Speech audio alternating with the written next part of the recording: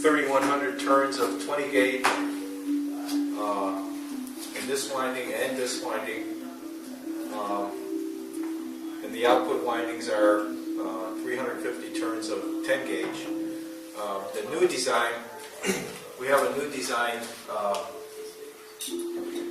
Well, before I go into that, the way the core is built, we have two layers of mica tape on the bare steel, and then there's a third layer of mylar tape that has a very good cut-through resistance over the mica tape. Now that's on the bare steel core. And then there are plates made of 30 thousandths thick mica plate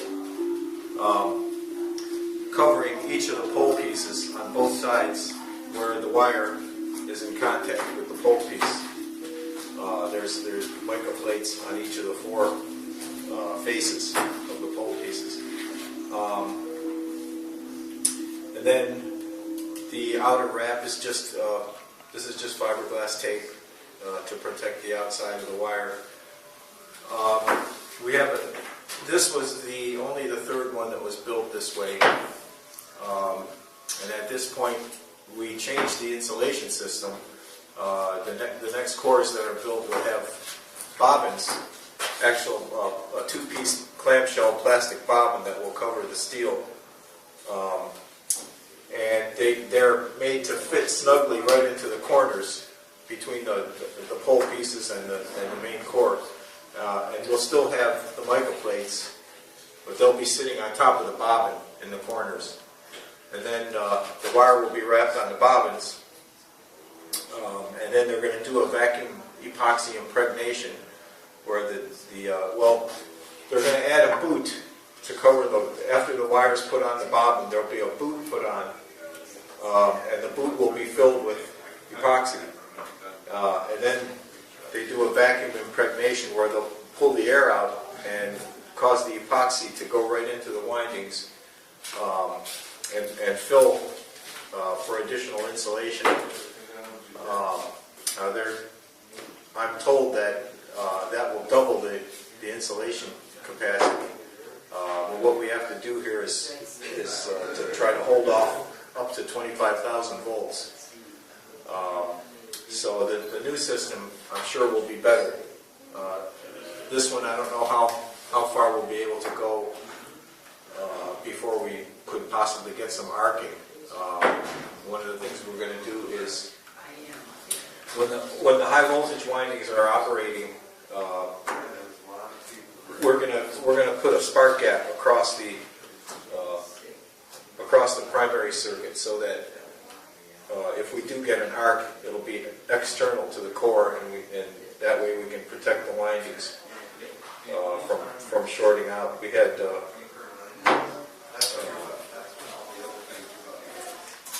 We had a spark plug initially and couldn't get the gap wide enough, so I think probably we'll do a linear, just set up a couple of pieces of wire across the capacitors so that if it's going to arc, it will be outside, and we'll adjust the gap for whatever we decide will be the maximum voltage.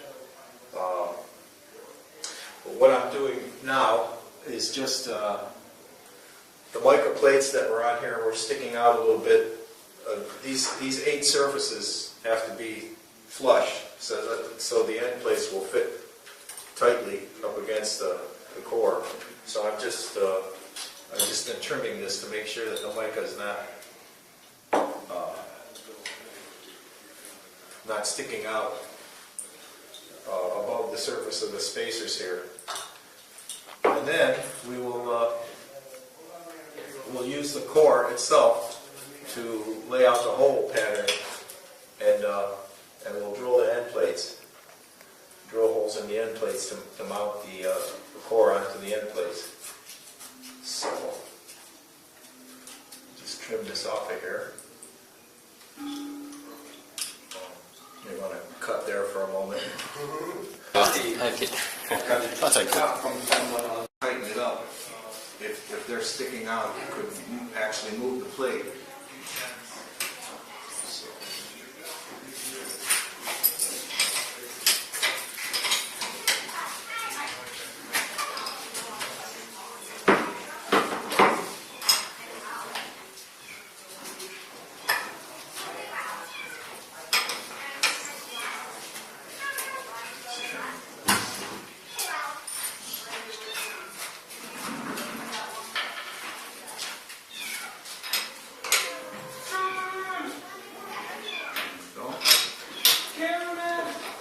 snug.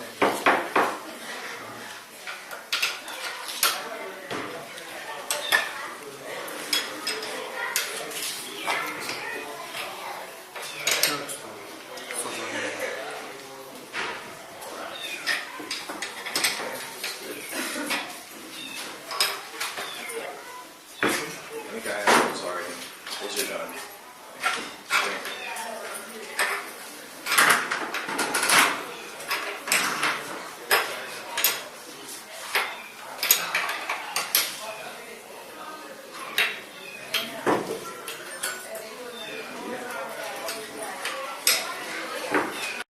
Get it in place and then set up that bearing.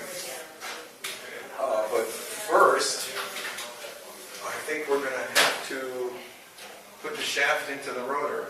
Put that together first.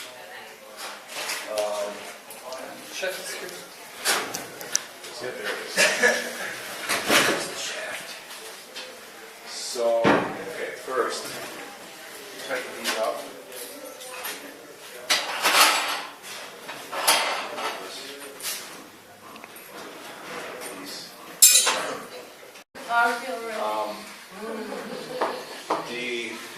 We specified 11-inch shaft, but this is 12-inch. This is right off the shelf, standard shafting.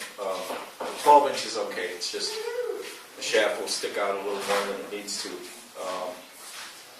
But we've marked the position where the rotor has to go on the shaft, and we're going to apply the bonding compound, which is this Loctite 648 retaining compound. It's made for assembling things just like this.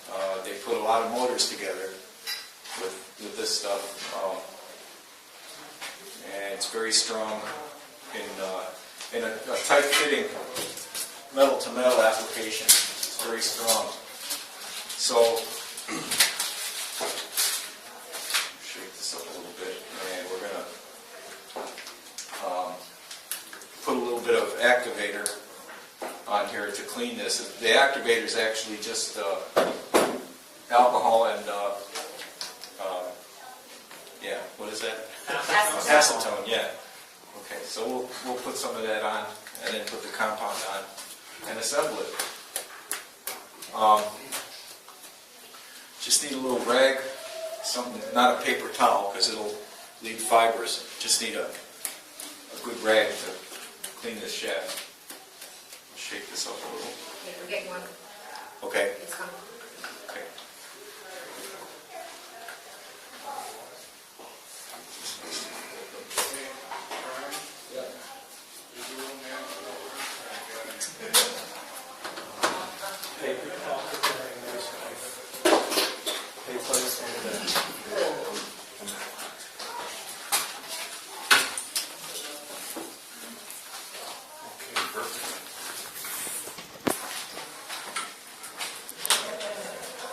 So we want to keep shaking this while I clean up the shaft. Just shake it up good.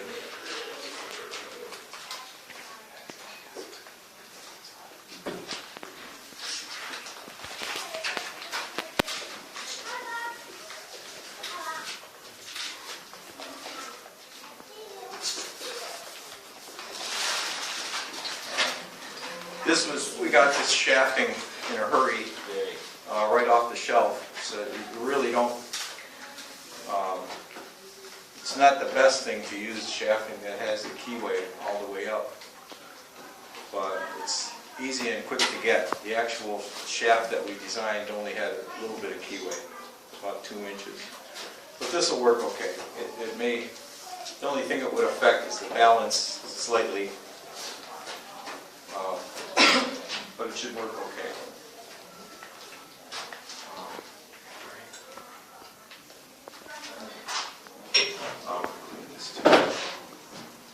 Clean the bore a little bit also.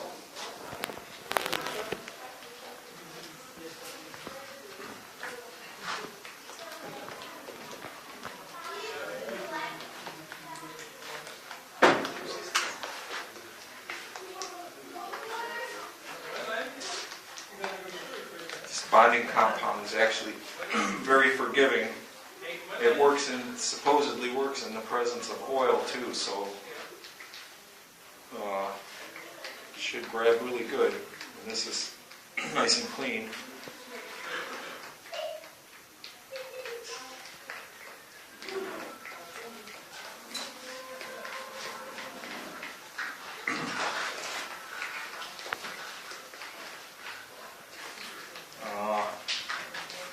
Might be a good time for a little bit of a close-up here.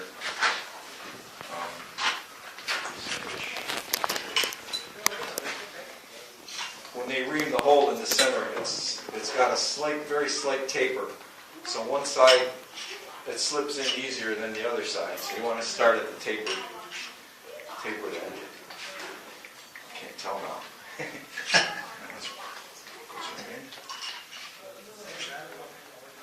It's a little tighter. So we'll go in this way. Start.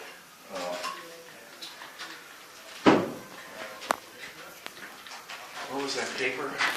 Piece of paper you were talking about? Tape that tall. Just one. Thank you.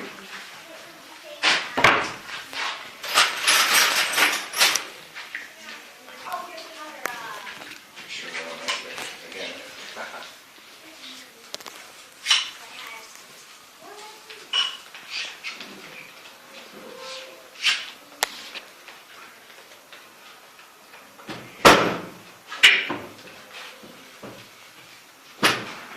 So what we'll do, there we are, thank you.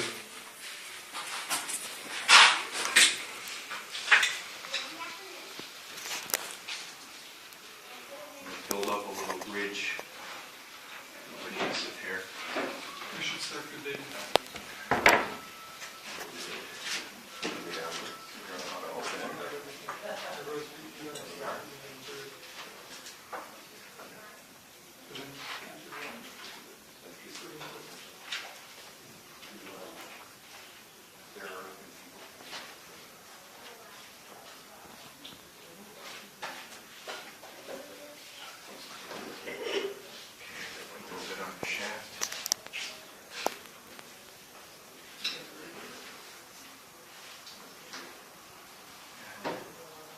Probably way too much.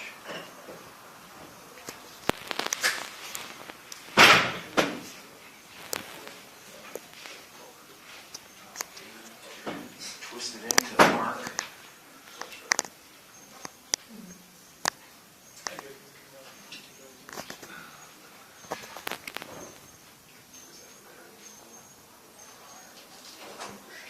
So right there.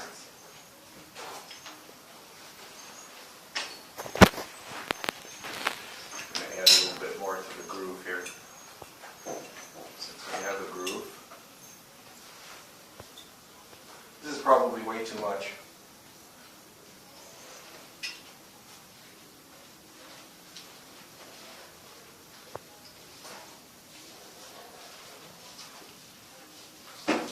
Just make sure.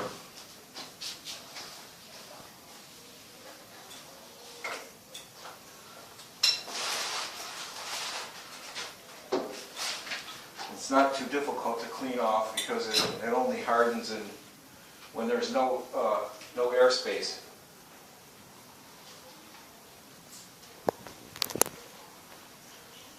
As soon as that sets up, we'll clean it up a little bit.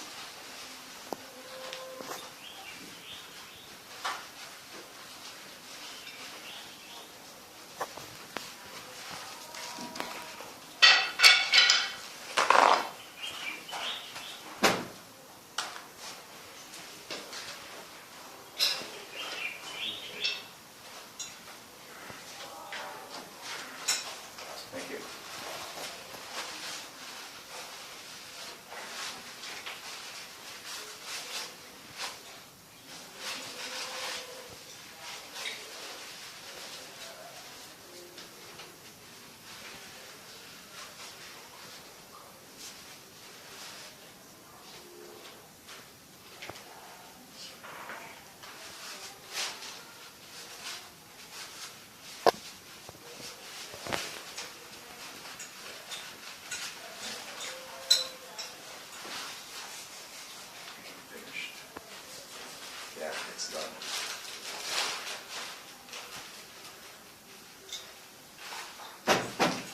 done now.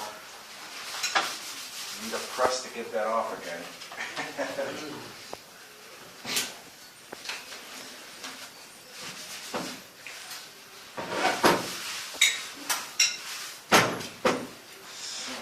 Okay.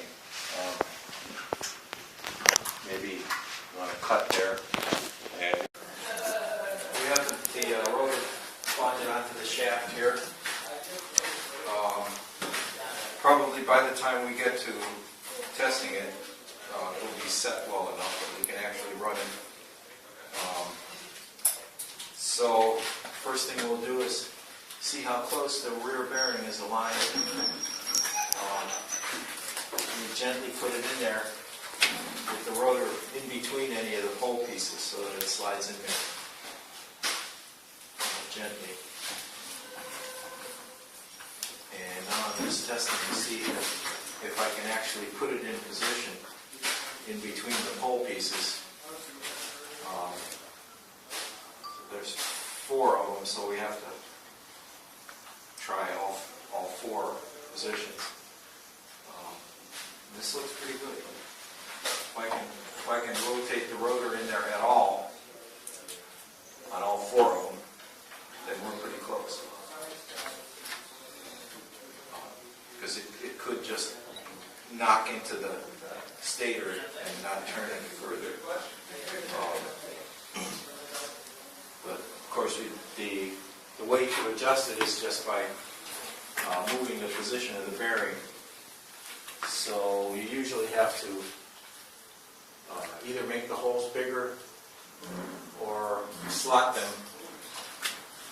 We had to slot them a little bit in Taiwan, but I don't think that's going to be necessary here. It's pretty close. See, if you can turn it at all the way through, and it's close, already close. Yeah, it's not bad.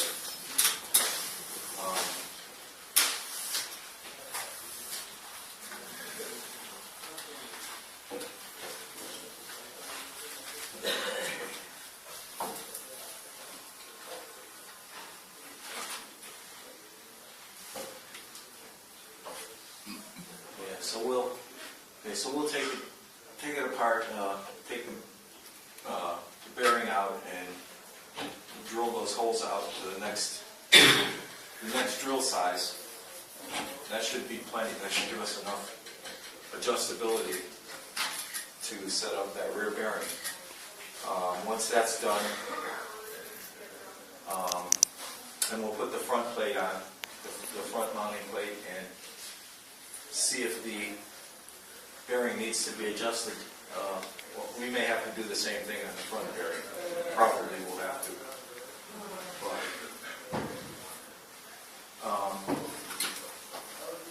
so we'll drill these out a little bit. Just take the 3 bolts out, and I think we'll do it right on the machine here, carefully, to make sure whatever you do, you don't push anything into the wire. But I think we can probably drill it from the back a little bit.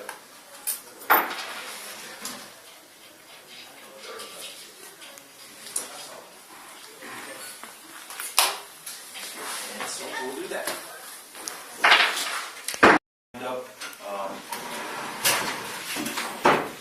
To look at actually 4 positions when setting it up.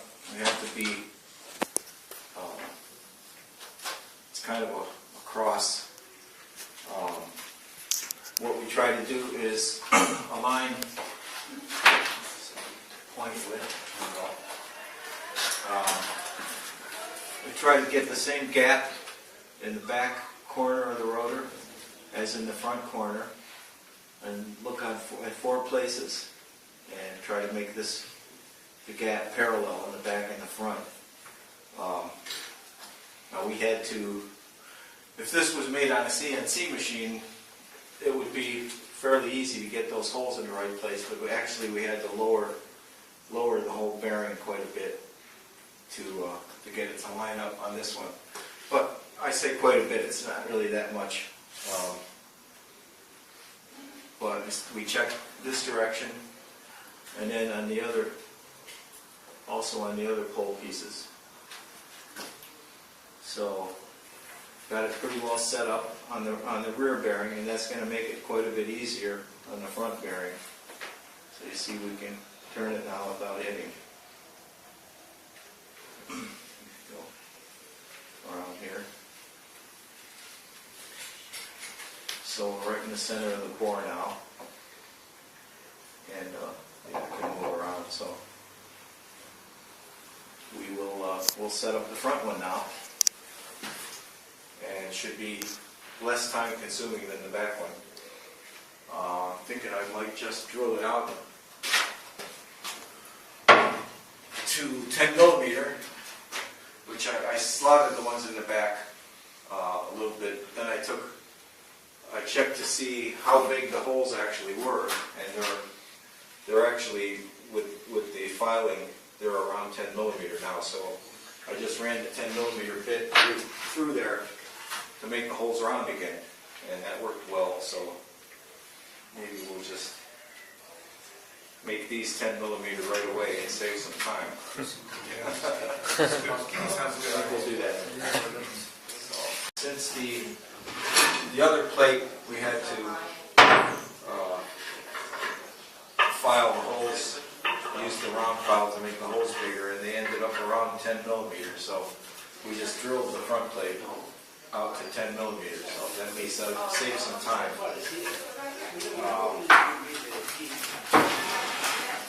And the rotor is in there. We're going to try to put the front plate on. First we'll mount the front bearing, and then we can actually try to assemble the front plate on there.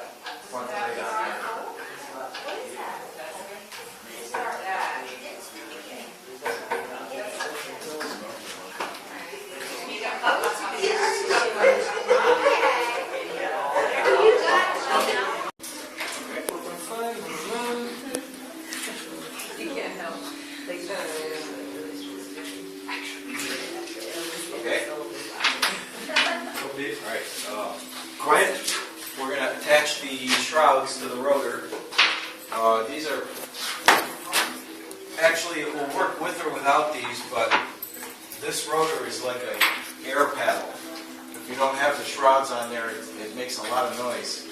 Every time with the 10,000ths gap between the rotor and the stator, every time it goes, it reduces to that small airspace. There's a loud slapping sound. So the rotors, or the shrouds, keep the air, you can't have any air in the middle here.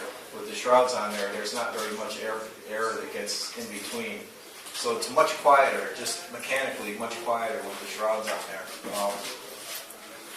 We had a couple of people suggest that this could be done another way, where you could have plastic inserts to actually make this thing look like a barrel.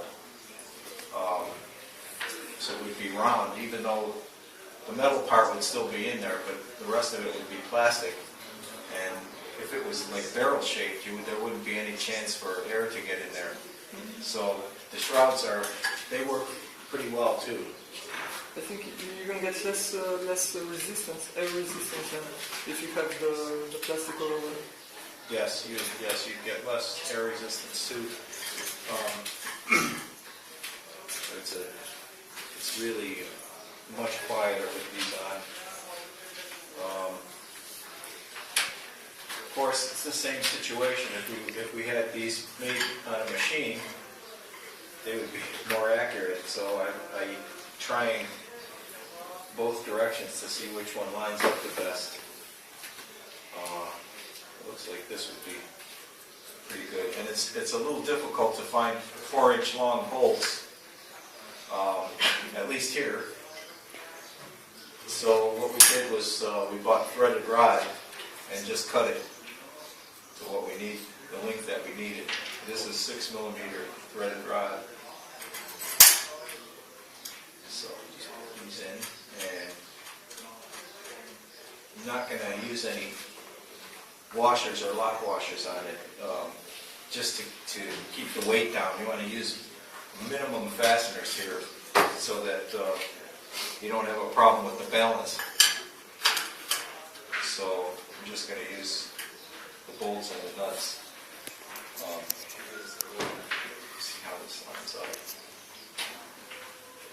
Might be better this way. Try it the other way.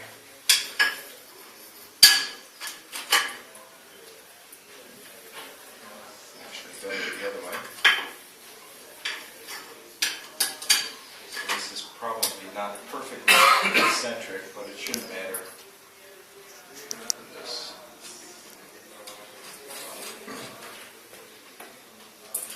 Just the minimum fasteners to make it work.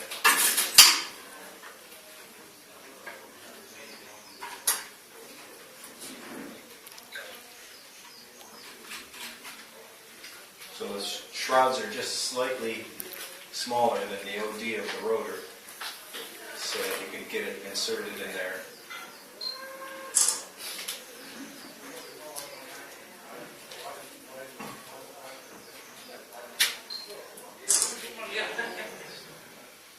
Looks pretty good. And we will tighten them up.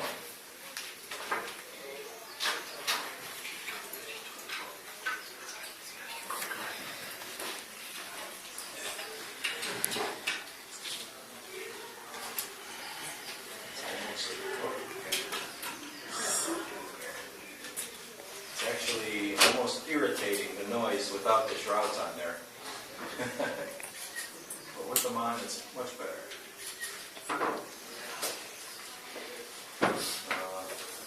Let's take it from this side.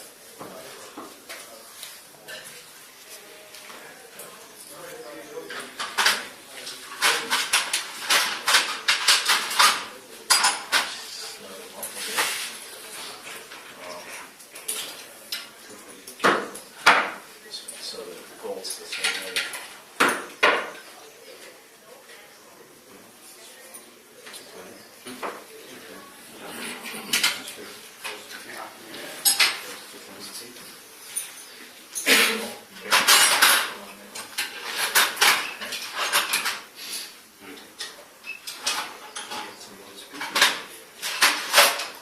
Yeah. If I turn that on here.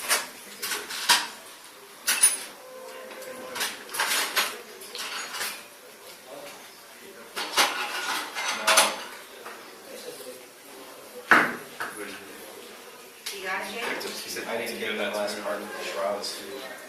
You want me to put it on now? Yeah.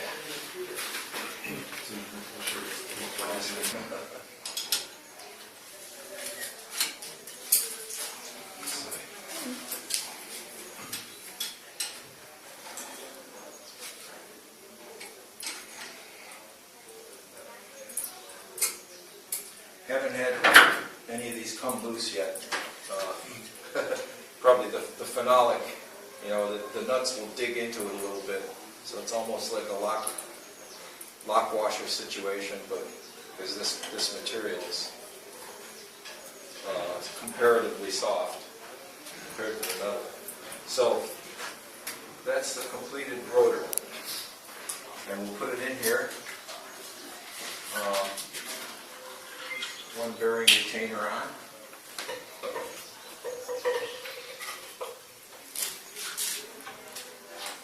In she goes.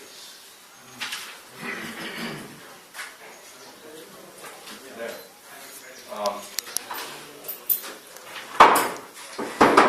And we'll see if we can assemble the rest of it.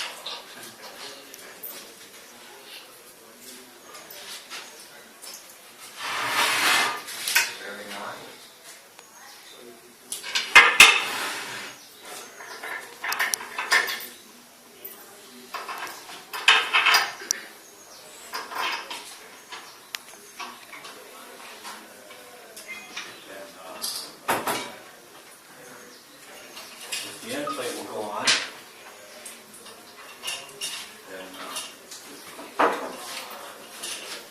And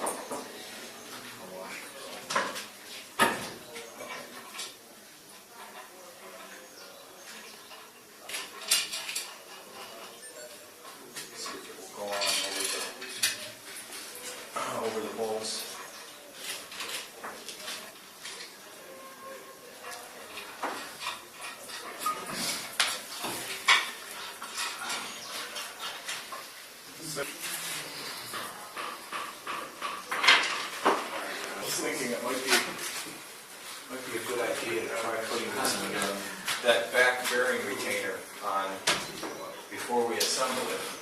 Might be a good idea.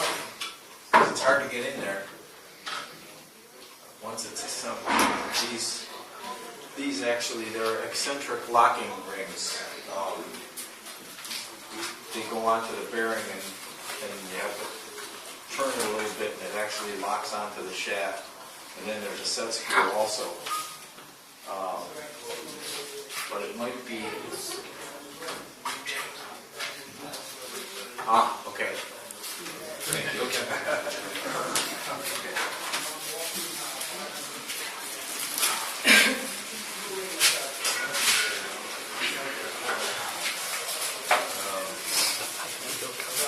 Yeah, it might be. I don't know if I'll do this or not.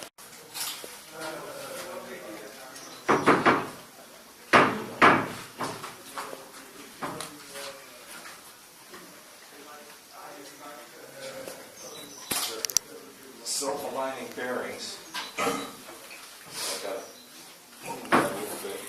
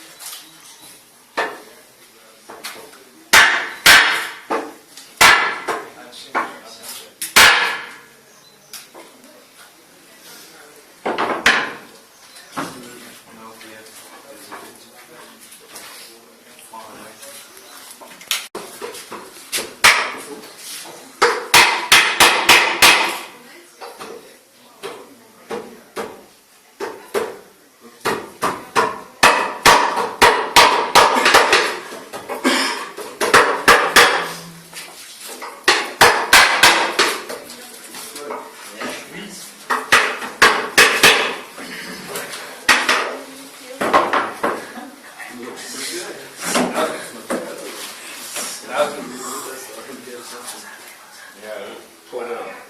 Oh, you gotta put a washer on first, sweetheart.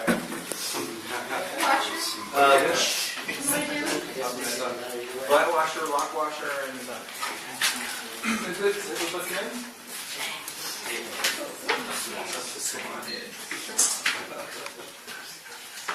Good, very good.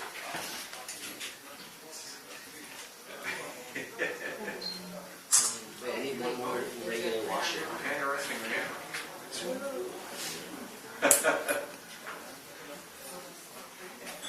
All the gizmos. It's good to conclude the information that's going on around. Put on one. Who wants to put on?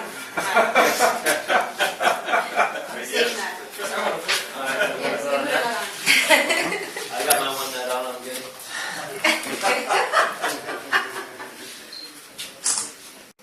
Jamie, can you explain what you're doing? I hear something hitting just a little bit, slightly, but I think it may be just the shroud hitting on one of the spacers. Sounds like it's just the shroud.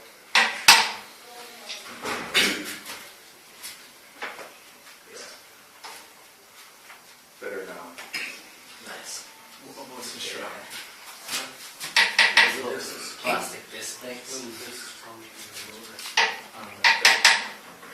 Look like CDs, Yeah. stop the air from going into the mechanism, Okay. cut down the noise, make it more efficient. Do we have some kind of flashlight with a pinpoint anywhere? Is that a possibility? Pinpoint flashlight? Yeah, something with a focus.